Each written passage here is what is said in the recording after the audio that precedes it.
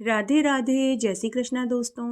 आइए अब हम ज्येष्ठ मास के महात्म्य का 13वां अध्याय 13वें दिन के स्नान की कहानी और अंत में देवों के देव भगवान महादेव जी की आरती सुनेंगे। आइए सबसे पहले हम ज्येष्ठ मास का 13वां अध्याय सुनते हैं। स्कंद मुनि कहने लगे कि हे ऋषि मुनियों, अब राजा भागीरथ जैसे गंगा जी को इस लोक में लेकर आए, यह सारी कथा मैं तुमसे कहता हूँ। तुम ध्यान से चित्त लगाकर के सुनो। प्रथम सूर्य कुल में राजा सगर परम धार्मिक देवताओं तथा दैत्यों का निर्वहन करने वाला विख्यात हुआ। वह नीति को जानने वाला अति कुशल था। अयोध्या नगरी में अपनी राजधानी बनाकर पुर के समान 7 द्वीपों की रक्षा करता हुआ समस्त पृथ्वी का शासन कर रहा था। अपने और अपने पुत्रों के समान प्रजा का पालन करता था और शेष नाग के 1000 फणों के समान उसके 60,000 पुत्र थे। राजा सगर के 60,000 पुत्र समुद्र के समान विख्यात थे और बड़े ही पराक्रमी और बलशाली थे।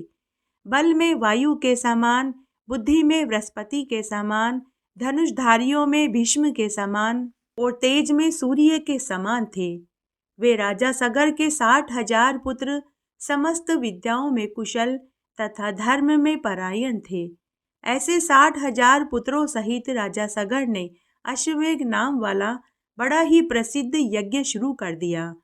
राजा सगर ने ऋषि वशिष्ठ की आज्ञा अनुसार और उनकी सहायता से विधिवत संकल्प लेकर अश्वमेध यज्ञ का घोड़ा छोड़ दिया। अनेक सेनाओं से सुशोभित सेनाचरों तथा वीर पुत्रों सहित यज्ञ का घोड़ा, जिसकी रक्षा के लिए राजा सगर के 60,000 पुत्र थे, यज्ञ के घोड़े के पीछे पीछे चल रहे थे।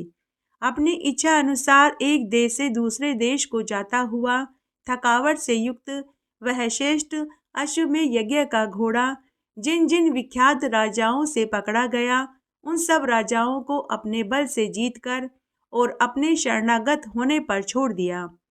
इस प्रकार इस भूमंडल के समस्त राजाओं ने अश्वमेध यज्ञ को छोड़ दिया और उन राजाओं से कर के रूप में गधे, ऊंट, घोड़े, हाथी और कीमती आभूषण, जेवरात और शस्त्र अस्त्र आदि सारा सामान एकत्रित करके अयोध्या के लिए लाया जा रहा था।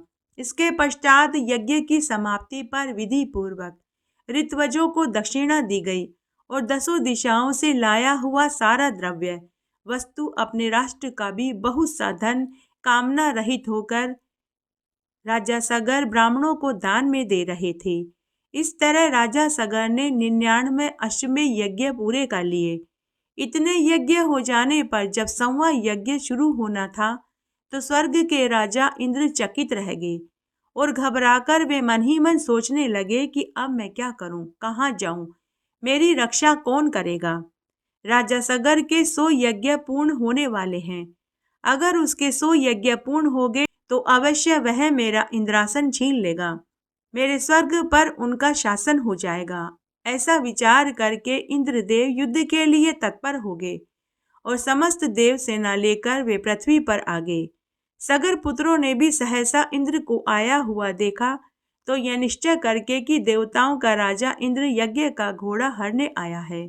60,000 राजा सगर के पुत्र इंद्र के पास आए और नमस्कार करके बड़े ही आदर और शांति के साथ वचन में बोले कि हे इंद्रदेव, हे शचीपते, यहाँ आपका कैसे आना हुआ। सगर पुत्रों के वचन सुनकर इंद्र, जिसका होठ क्रोध के मारे कांप रहा था, वे बोले कि तुम मेरा सब राज्य और इंद्र पद सब कुछ हरण करने के लिए तैयार हो रहे हो और अब बच्चों के समान मधुर वचन में मुझसे बात कर रहे हो, जैसे तुम्हें कुछ नहीं पता। ऐसा कहने पर सभी देवता लोग शत्रु सेना पर प्रहार करने लगे। सगर पुत्रों ने भी उनके साथ युद्ध करना शुरू कर दिया। भयप्रद तुमुल युद्ध प्रारंभ हो गया। वीर लोग बाणों से बाण और शस्त्रों से शस्त्र का प्रहार करने लगे। युद्ध के कारण अति अंधकार हो गया। 10 दिशाएं बाणों से व्याप्त हो गई। अपने और पराये का कोई ज्ञान नहीं रहा। इस प्रकार वे परस्पर युद्ध करने लगे। देवता लोग देवताओं को सगर पुत्रों को ही मारने लगे। अपने पराये का कुछ भी ज्ञान नहीं रहा।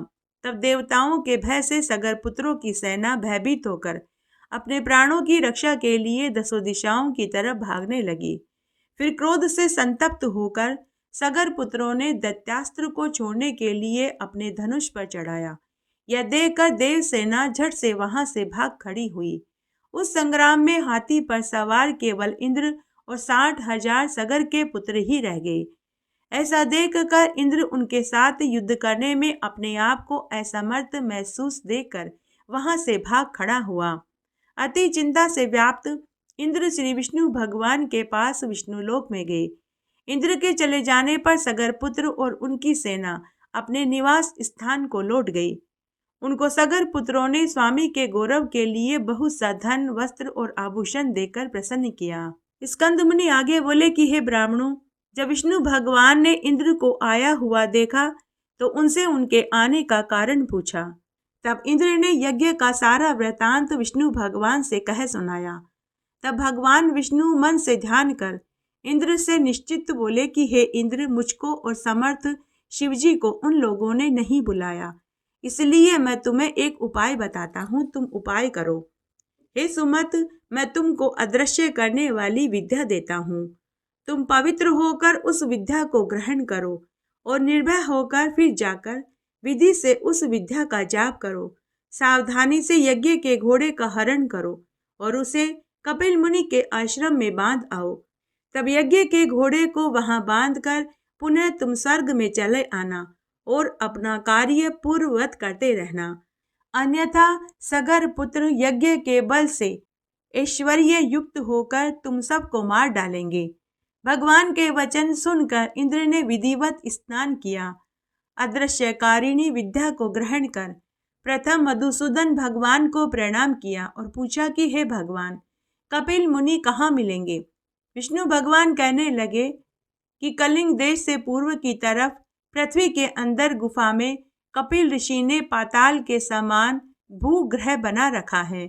उसी भूग्रह में ध्यान अवस्थित होकर कपिल मुनि तपस्या कर रहे हैं। विष्णु भगवान के वचन सुनकर इंद्र यज्ञ के घोड़े के पास गए और भगवान विष्णु के उपदिष्ट विद्या का ऋषि देवता के सहित जप करते हुए यज्ञ के घोड़े को लेकर चले गए। परंतु यह बात किसी को पता नहीं चली।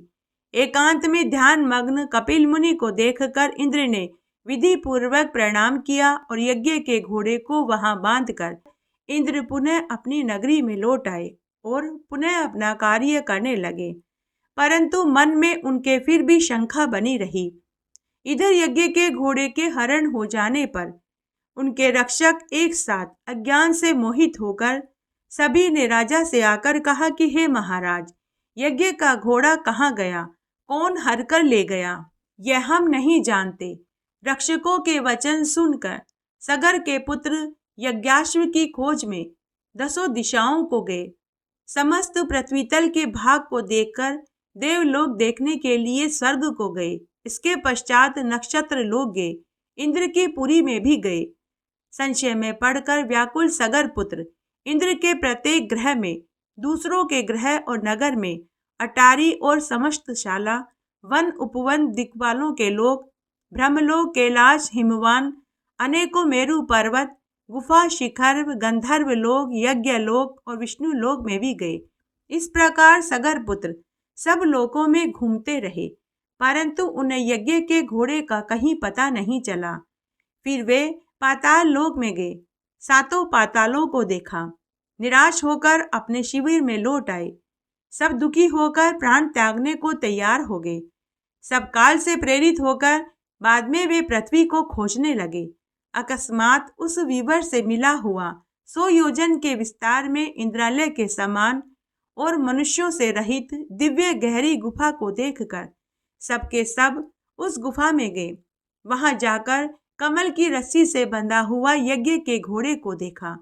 वहां पर ध्यान में मग्न कपिल ऋषि तपस्या कर रहे थे, जो कि केवल मन से ही सृष्टि, संहार, शाप और अनुग्रह करने वाले हैं। कपिल मुनि के प्रभाव से उन मूर्ख सगर पुत्रों ने कपिल मुनि को चोर समझकर कहा कि इसी ने यज्ञ का घोड़ा चुराया है और अब भय से व्याप्त होकर यहाँ ध्यान लगाकर तपस्या करने का नाटक कर रहा है। हम लोगों के भय से पृथ्वी के नीचे घर बनाकर ऋषि के समान बैठा है। इस दुष्ट को अच्छी तरह से बांधकर राजा सगर के पास लेकर चलो। यह कहकर उन शूरवीर सगर पुत्रों ने बड़ा कोलाहल मचाया और कपिल मुनि को बांध दिया तथा कुछ लोगों ने उन पर प्रहार भी किया। ध्यान को त्याग कर जो ही कपिल मुनि ने उनकी ओर देखा, त्यों ही वे सगर के पुत्र कपिल मुनि की नेत्र अग्नि से जलकर भस्म हो गए। आइए अब हम ज्येष्ठ मास के स्नान की एक पौराणिक कथा का श्रवण करते हैं। एक बार रत्नापुरी नगरी का गांव था। उस गांव में सुमेधा नाम का एक ब्राह्मण अपनी पत्नी के साथ रहता था।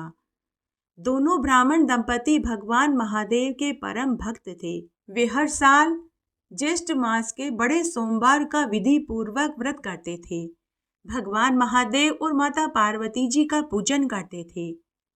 उस ब्राह्मण के रूपवती, गुणवती, दयावती, सभी शुभ लक्षणों से युक्त एक स्त्री थी। विवाह के कई बरस बीत गए, लेकिन संतान न होने के कारण दोनों ब्राह्मण दंपति दुखी रहते थे।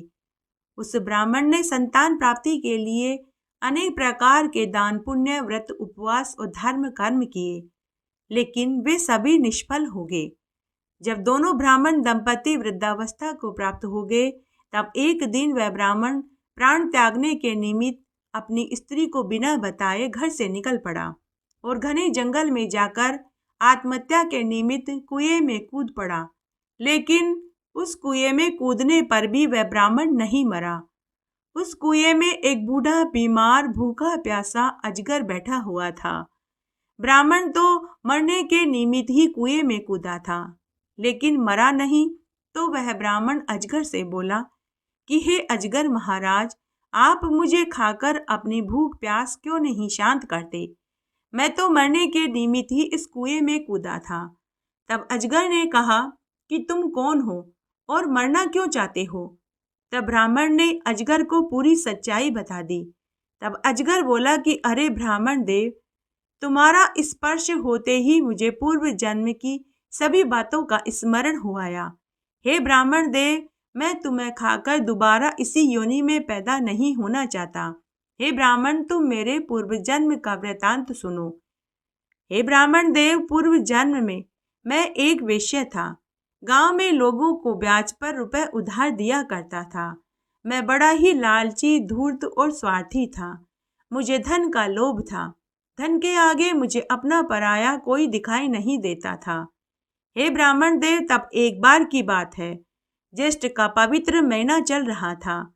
हमारे गांव का एक पंडित अपना धन व स्वर्ण मेरे पास रखकर अपनी माँ, पिता और पत्नी के साथ ज्येष्ठ मास में स्नान करने बद्री का धाम चला गया। जब वह 1 महीने बाद तीर्थ यात्रा से लौटा, तो वह अपना गिरवी धन व स्वर्ण की थैली मुझसे मांगने आया। मुझे धन का लोभ आ चुका था, तो मैंने उसे उसका धन और स्वर्ण देने से इनकार कर दिया, क्योंकि उस धन की कोई लिखा पढ़ी नहीं हुई थी। उस धन को लेते समय किसी ने न देखा था, नहीं सुना था। मेरी आंखों पर लालच का पर्दा पड़ चुका था। वह ब्राह्मण बहुत गिड़गिड़ाया। उसने बहुत मिन्नतें करी, लेकिन मैंने उस ब्राह्मण को नौकरों से धक्का देकर घर से निकलवा दिया। हे ब्राह्मण देव, मैं उसी पाप दोष की सजा भोग रहा हूँ। हे ब्राह्मण, आज मैं तुम्हें एक मणि देता हूँ। तुम इस मणि से 3 वरदान मांग सकते हो। जब तुम 3 वरदान मांग लोगे तो यह मणि अपने आप अदृश्य हो जाएगी। लेकिन हे ब्राह्मण, इससे पहले तुम मुझे अपने पुण्य का फल सौंप दो, ताकि मेरी मुक्ति हो जाए।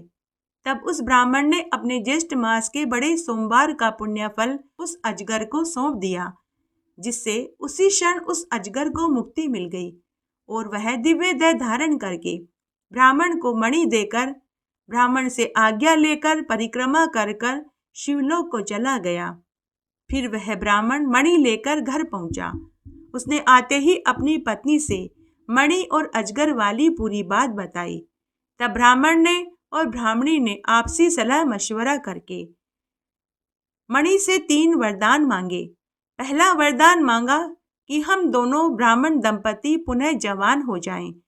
दूसरा वरदान मांगा कि हमें तेजस्वी, सुंदर, गुणवान पुत्र पैदा हो। तीसरा वरदान मांगा कि हमें सुख, धन, ऐश्वर्य और भगवान शिव में हमेशा हमारी भक्ति बनी रहे। यह वरदान मांगा। ब्राह्मण दंपति को तीनों वरदान देकर वह मणि अदृश्य हो गई। ब्राह्मण दंपति वापस जवान हो गए।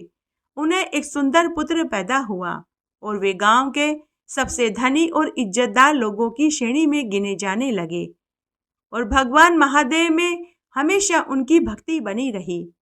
वे हर सोमवार का विधि पूर्वक व्रत और भगवान महादेव और माता पार्वती जी का पूजन करते रहे। इस तरह वे इस लोक के समस्त सुखों को भोग कर मरने के बाद शिवलोक को प्राप्त हुए। आइए एक पौराणिक कथा का श्रवण करते हैं। धर्मशास्त्र में कहा गया है कि देवराज इंद्र ने 100 अश्वमेध यज्ञ पूर्ण किए, जिससे प्रसन्न होकर ब्रह्मा, विष्णु और महेश ने उन्हें स्वर्ग में अमरावती का स्वर्ग का सिंहासन प्रदान किया था। उस समय कोटि देवी देवताओं ने बड़े हर्ष के साथ अमरावती के सिंहासन पर शची सहित इंद्र का अभिषेक किया था। उस समय स्वर्ग में बड़ा भारी उत्सव मनाया गया था। शंख, पटह, मृदंग, ढोल, नगाड़े, भेरी, बाजे, दुंदुबी आदि बजने लगे थे। गंधर्व गान कर रहे थे, अप्सराएं नृत्य कर रही थी। तब एक बार देवताओं की सभा में गुरु बृहस्पति जी आए। तब सभी ने उठकर उनका अभिवादन किया, लेकिन मद के नशे में चूर इंद्र ने उनका स्वागत नहीं किया। इससे कुपित होकर गुरु बृहस्पति जी तुरंत वहां से अंतर्ध्यान हो गए। उस समय इंद्र के एक पुरोहित थे, जिनका नाम विश्वरूप था। विश्वरूप के 3 मस्तक थे। वे यज्ञ और पूजन में उचित भाग देकर देवताओं, असुरों और मनुष्यों को तृप्त करते थे। यह बात इंद्र से छिपी न रह सकी। पुरोहित विश्वरूप देवताओं को उच्च स्वर से बोलकर यज्ञ का भाग देते, असुरों को चुपचाप बिना बोले देते और मनुष्यों को मध्यम स्वर में मंत्र पढ़कर यज्ञ का भाग देकर तृप्त करते थे। यह देख इंद्र को क्रोध आ गया कि यह विश्वरूप दैत्यों का कार्य सिद्ध करने के लिए उन्हें यज्ञ का भाग मुझसे छिपकर दे रहे हैं। हमारे पुरोहित होकर हमारे ही साथ छल कपट कर रहे हैं। तब इंद्र ने 100 पर्व वाले व्रज से पुरोहित विश्वरूप का मस्तक काटकर मार डाला। व्रज के आघात से पुरोहित विश्वरूप की उसी समय मृत्यु हो गई। उसी समय इंद्र एक ब्राह्मण की हत्या करने के पाप दोष से ब्रह्म हत्या के अपराधी बन गए। उसी समय धुएं के समान रंग वाली 3 मस्तक वाली ब्रह्म हत्या इंद्र को निगलने के लिए उनके पीछे भागी। ब्रह्म हत्या को देखकर इंद्र को बड़ा भारी भय उत्पन्न हो गया। इंद्र वहां से भाग छूटे। वे अपनी जान बचा कर के भागने लगे, लेकिन वह ब्रह्म हत्या उनका पीछा करती रही। इंद्र के भागने पर वह उनके पीछे भागती तथा इंद्र के खड़े होने पर उनके पास खड़ी हो जाती। शरीर की परछाई के समान ब्रह्म हत्या उनके साथ रहने लगी। यह देख इंद्र पानी में कूद पड़े। इस प्रकार इंद्र उस जल में निवास करने लगे। इससे इंद्र के 300 दिव्य वर्ष पूरे हो गए। इंद्र के बिना स्वर्गलोक में अराजकता फैल गई। देवता, तपस्वी, ऋषि, मुनि, गंधर्व, किन्नर सभी चिंतित हो गए। जिस राज्य में एक भी ब्रह्म हत्यारा हो, वहां अकाल मृत्यु, दुर्भिक्ष, अकाल महामारी, उल्कापात, आंधी तूफान आने लगते हैं। तब नारद मुनि ने विष्णु भगवान से पूछा कि हे देव, इंद्र ने तो 100 अश्वमेध यज्ञ करके इंद्रासन को प्राप्त किया था, फिर उनके सामने ये विघ्न क्यों उपस्थित हुए? तो विष्णु भगवान बोले कि हे देव ऋषि नारद, इंद्र ने 3 बड़े ही घृणित कार्य किए। इंद्र ने सभा में आए हुए गुरु बृहस्पति की अवहेलना करी। दूसरा, गुरु तुल्य महर्षि गौतम ऋषि की पत्नी अहिल्या का उपभोग किया। तथा तीसरा बड़ा ही पापाचारी कार्य किया। उन्होंने एक ब्राह्मण की हत्या करी। इन्हीं सब बुरे कर्मों का फल देवराज इंद्र को भोगना पड़ा। तब सभी बातों का विचार कर सभी लोकपाल गुरु बृहस्पति जी के पास गए और पूछने लगे कि हे गुरुदेव, जैसे बिना तारों के आकाश मंडल शोभा नहीं देता, वैसे ही बिना इंद्र के स्वर्ग शोभा को प्राप्त नहीं हो रहा। अब आप ही बताइए कि हमें क्या करना चाहिए। अब इंद्र के बिना राज्य का संचालन कौन करेगा?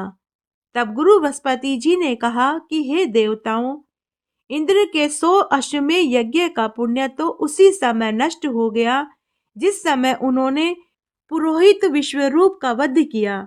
जैसे छेद वाले घड़े में जल नहीं ठहरता, उसी तरह पापी मनुष्य का पुण्य प्रति क्षण नष्ट होता रहता है।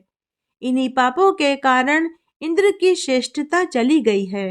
हे देवताओं, आप सब धर्म की सभी बातों के जानकार हैं, अतः आप लोग चंद्रवंशी राजा नहुष को सिंहासन पर बिठा दो, क्योंकि महात्मा नहुष ने 99 अश्वमेध यज्ञ पूर्ण कर लिए हैं। तब सभी देवताओं व ऋषि मुनियों ने राजा नहुष को इंद्र का राज्य सौंप दिया। तब सभी देवता ऋषि मुनि नहुष की सेवा में उपस्थित रहने लगे। तब एक दिन नहुष ने पूछा कि हे देवताओं, क्या कारण है कि अभी तक इंद्राणी मेरे समीप नहीं आई? उन्हें मेरी सेवा के लिए शीघ्र बुलाओ। नहुष की बात सुनकर गुरु बृहस्पति जी इंद्राणी के भवन पर पहुंचे और बोले कि हे कल्याणी, इंद्र के दुष्कर्म से विवश होकर यहाँ का राज्य चलाने के लिए सभी की सहमति से नहुष को हम लोग यहाँ ले आए हैं। हम सभी ने उनकी प्रभुता स्वीकार कर ली है, लेकिन लगता है कि तुम इस कार्य के विरुद्ध हो, इसीलिए तुम अभी तक नहुष की सेवा में उपस्थित नहीं हुई। तब गुरु बृहस्पति जी की बात सुनकर इंद्र की पत्नी शची ने कहा कि हे गुरुदेव, क्या वह नहुष मुझे प्राप्त करने का अधिकारी है? मैं पराई स्त्री हूँ। यदि वह मुझे पाना चाहता है तो आप उस अज्ञानी से कहो कि जो वाहन बनाने योग्य न हो वह उस वाहन में बैठकर मेरे भवन तक आए, तभी वह मुझे प्राप्त कर सकता है। तब गुरु बृहस्पति जी ने लौटकर काम से पीड़ित नहुष को शची की शर्त वाली बात बताई। तब नहुष मन ही मन सोचने लगा कि भला वाहन न बनाने योग्य कौन सी वस्तु हो सकती है। तब उसने अपनी मंद बुद्धि से विचार किया कि तपस्वी ब्राह्मण ही ऐसे हैं जो वाहन बनाने योग्य नहीं। आज इंद्राणी को प्राप्त करने के लिए 2 तपस्वी ब्राह्मणों से वाहन का काम लूंगा। तब काम से पीड़ित नहुष ने 2 ब्राह्मणों को पालकी उठाने का आदेश दिया और खुद पालकी में बैठ गया। तब सर्प सर्प शीघ्र चलो नहुष ब्राह्मणों से कहने लगा। नहुष के सर्प सर्प कहने से दोनों ब्राह्मण कुपित हो गए और उन्होंने नहुष को शाप दिया कि अरे मूर्ख, जा तू अजगर होकर मृत्यु लोक में दुख भोगेगा। उसी समय ब्राह्मणों के शाप से राजा नहुष तिर्यक योनि में पहुंच गया।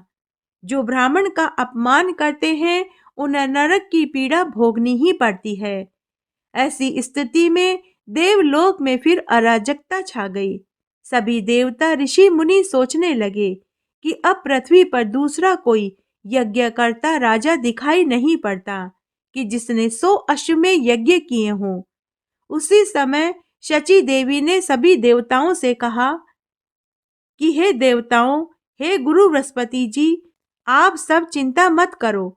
अब आप पुनः वहीं जाओ जहां मेरे स्वामी हैं। इंद्राणी की बात सुनकर सभी देवताओं के साथ गुरु बृहस्पति जी ब्रह्महत्या से पीड़ित इंद्र के पास गए। जलाशय के बाहर से इंद्र को आवाज लगाई कि तभी इंद्रदेव जल से बाहर आए। तब सभी देवताओं ने इंद्र से कहा कि हे इंद्र, हमें पता चला है कि पुरोहित विश्वरूप दैत्यों से मिलकर देवताओं का अहित करने वाले थे, इसीलिए तुमने उनका वध करके देवताओं की रक्षा करी है, इसलिए हम तुम्हें इंद्रपुरी वापस ले जाने आए हैं। कि तभी ब्रह्म हत्या, जो जल के बाहर खड़ी थी, वह देवताओं से बोली कि हे देवताओं, लेकिन मैं इंद्र को इंद्रपुरी नहीं जाने दूंगी। तब गुरु बृहस्पति जी ब्रह्महत्या से बोले कि हे ब्रह्महत्ये, हम तुम्हारे निवास के लिए दूसरा स्थान नियत कर देंगे। तब सबने निश्चय करके ब्रह्महत्या को 4 भागों में बांट दिया। तब देवताओं ने सबसे पहले पृथ्वी देवी से कहा कि हे देवी, देवताओं के कार्य की सिद्धि के लिए इंद्र की ब्रह्महत्या का एक अंश तुम ले लो। तब पृथ्वी देवी बोली कि हे देवताओं, मैं संपूर्ण चराचर जगत को धारण करने वाली, उन सब का भरण पोषण करने वाली हूँ। अगर मैं ब्रह्महत्या का अंश ले लूंगी तो मैं अपवित्र हो जाऊंगी। तब गुरु बृहस्पति जी ने पृथ्वी देवी से कहा कि हे देवी, हम तुम्हें वरदान देते हैं कि तुम हमेशा निष्पाप रहोगी तथा जिस समय यदुकुल में भगवान वसुदेव अवतार लेंगे, उस समय उनके चरणों के स्पर्श से इस ब्रह्महत्या का आंशिक अंश भी खत्म हो जाएगा। तब तुम पूर्णतः निष्पाप हो जाओगी। ऐसा कहने पर पृथ्वी देवी ने ब्रह्महत्या का एक अंश ग्रहण कर लिया। फिर देवताओं ने संपूर्ण वृक्षों से कहा कि हे देव वृक्षों, तुम देवताओं के कार्य की सिद्धि के लिए इंद्र के ब्रह्महत्या का एक अंश ग्रहण कर लो। तब सभी देव वृक्षों ने कहा कि हे देवताओं, अगर ऐसा होगा तो हम ब्रह्महत्या के पाप में लिप्त हो जाएंगे, तो हम पापी हो जाएंगे। कोई भी हमारी पूजा नहीं करेगा, कोई भी हमारे फल फूलों को नहीं खाएगा। तब गुरु बृहस्पति जी ने देव वृक्षों से कहा कि हे देव वृक्षों, इंद्र के प्रसाद से तुम लोग काटे जाने पर भी अनेक अंशों में विभक्त होकर, अनेक शाखाओं और डालियों से संपन्न होकर फिर से पूजे जाओगे। बृहस्पति के आश्वासन देने पर वृक्षों ने इंद्र के आंशिक ब्रह्महत्या को ग्रहण कर लिया। तब देवताओं ने जल देवता से कहा। तब जल देवता ने कहा कि हे देवताओं, हमारे पवित्र जल में सब लोग स्नान करके पवित्र होते हैं। अगर लोगों को पता चलेगा कि हम ब्रह्महत्या के अंश से शापित हैं, तो कोई भी हमारे जल में स्नान नहीं करेगा और न ही कोई हमारे जल को पिएगा। तब बृहस्पति जी ने जल देवता को आशीर्वाद दिया कि हे जल देवता, मैं तुम्हें वरदान देता हूँ कि तुम्हारा जल पहले से भी अधिक निर्मल और पवित्र हो जाएगा। ऐसा वरदान पाकर जल देवता ने भी ब्रह्महत्या का तीसरा अंश ग्रहण कर लिया। फिर देवताओं ने स्त्रियों को बुलाकर के कहा कि हे देवियों, देवताओं के कार्य की सिद्धि के लिए तुम लोग इंद्र के ब्रह्महत्या के अंश को अपने भीतर ले लो। तब सभी स्त्रियां बोली कि हे देवताओं, स्त्रियां धर्म, अर्थ और काम की सिद्धि के लिए होती है। यदि नारी पापाचार करे तो उसके कुल के नाना, दादा, पापा, भाई भी लिप्त हो जाएंगे। तब हमारा क्या कर्तव्य रह जाएगा। तब गुरु बृहस्पति जी ने स्त्रियों से कहा कि हे देवियों, तुम भय मत करो। ब्रह्महत्या का यह अंश तुम्हारे तथा तुम्हारी पीढ़ियों के लिए वरदान साबित होगा। यह तुम सबको काम सुख प्रदान करेगा। इस प्रकार देवताओं ने ब्रह्महत्या को 4 भागों में बराबर बराबर बांट दिया। उसी क्षण इंद्र ब्रह्महत्या के पाप से रहित हो गए। तब सभी देवताओं ने शची सहित इंद्र का पुनः अभिषेक कर दिया। तब इंद्र ने गुरु बृहस्पति जी से पूछा कि हे गुरुदेव, मुझसे ऐसा क्या पाप हुआ जिसे मुझे यह दुख उठाना पड़ा। तब गुरु बृहस्पति जी ने इंद्र से कहा कि हे इंद्र, तुम्हारे द्वारा 3 घोर पापों के अलावा तुमसे प्रदोष काल में भगवान महादेव की पूजा में त्रुटि हुई। हे इंद्र, किसी भी पुरुष को शिवलिंग में शिवजी का पूजन शास्त्रीय विधि से करना चाहिए।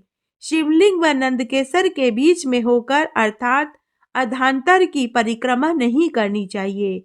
हे इंद्र, तुमसे अज्ञानतावश ऐसी ही परिक्रमा हुई जिसका दुष्परिणाम तुम्हें भोगना पड़ा। यह सुनकर इंद्र के साथ सभी देवताओं ने भगवान शंकर का पूजन किया और दशांश हवन किया। बोलिए देवों के देव भगवान महादेव माता पार्वती जी की जय। आइए अब हम देवों के देव भगवान महादेव जी की आरती सुनते हैं। आप भी मेरे साथ इस आरती को जरूर बोलिएगा, आपको इसका बहुत पुण्य फल प्राप्त होगा। ओम जय शिव ओंकारा स्वामी हर शिव ओंकारा, ब्रह्मा विष्णु सदा शिव भोले भोलेनाथ सदा शिव, अर्धांगी धारा। ओम हरे हरे हरे महादेव, एकानन चतुरानन पंचानन राजे शिव पंचानन राजे, हंसासन गरुड़ासन वृषवाहन साजे। ओम हरे हरे हरे महादेव, दो भुज चार चतुर्भुज दस भुज अति सोवे शिव, दस भुज अति सोवे, त्रिगुण रूप निरखते तीनों रूप निरखते, त्रिभुवन जन मोहे। ओम हर हर हर महादेव, अक्षमाला वनमाला मुंडमाला धारी शिव मुंडमाला धारी, त्रिपुरारी रे मुरारी त्रिपुरारी रे मुरारी, कर कमलाधारी। ओम हर हर हर महादेव, श्वेतांबर पीतांबर बाघांबर अंगे शिव बाघांबर अंगे, सनकादिक गरुड़ादिक भूतादिक संगे। ओम हर हर हर महादेव, करके मध्य कमंडल चक्र त्रिशूल धरता शिव चक्र त्रिशूल धरता, सुख करता दुख हरता सुख करता दुख हरता, जग पालन करता। ओम हर हर हर महादेव, ब्रह्मा विष्णु सदा शिव जानत अविवेका शिव जानत अविवेका, प्रणवाक्षर के मध्य प्रणवाक्षर के मध्य ये तीनों एका। ओम हर हर हर महादेव, लक्ष्मी वर सावित्री पार्वती संगे शिव पार्वती संगे, अर्धांगी गायत्री सिर सोहे गंगे। ओम हर हर हर महादेव, पर्वत सोहे पार्वती शंकर के लाशा स्वामी शंकर के लाशा, भांग धतूर का भोजन भस्मी में वासा। ओम हर हर हर महादेव, जटा में गंग बहत है गलमुंडल माला शिव गलमुंडल माला, शेष नाग लिपटावत शेष नाग लिपटावत, ओढ़त मृग छाला। ओम हर हर हर महादेव, काशी में विश्वनाथ विराजे नंदो ब्रह्मचारी शिव नंदो ब्रह्मचारी, नितुट दर्शन पाऊं नितुट भोग लगाऊं, महिमाति भारी। ओम हर हर हर महादेव, त्रिगुण स्वामी जी की आरती जो कोई नर गावे शिव जो कोई नर गावे, कहत शिवानंद स्वामी मन वांछित फल पावे। ओम हर हर हर महादेव, ओम जय शिव ओंकारा स्वामी हर शिव ओंकारा,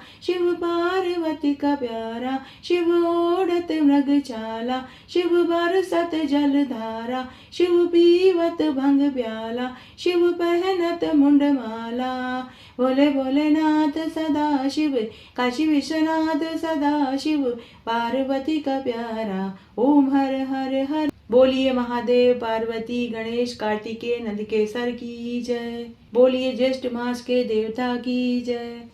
इस तरह आज हमने ज्येष्ठ मास का 13वां अध्याय 13वें दिन के स्नान की कहानी और अंत में देवों के देव भगवान महादेव जी की आरती सुनी। आशा करती हूँ आपको ज्येष्ठ मास के इस महात्म्य को सुनने का पूरा फल प्राप्त होगा। मेरे साथ बने रहने के लिए आपका धन्यवाद। आगे आने वाली कथा कहानी के लिए भी आप इसी तरह मेरे साथ बने रहें। धन्यवाद।